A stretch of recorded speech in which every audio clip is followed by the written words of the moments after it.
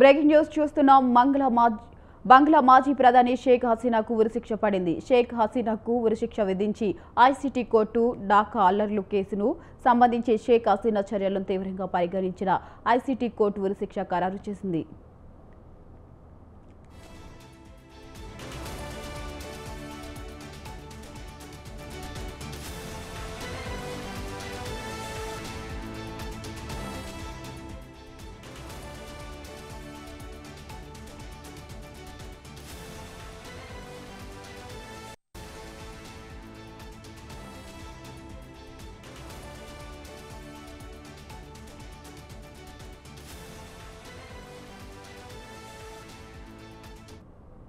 బంగ్లాదేశ్ అల్లర్ల ఘటనకు సంబంధించి ఢాకాలోని international crimes tribunal court విచారణ చేపట్టింది.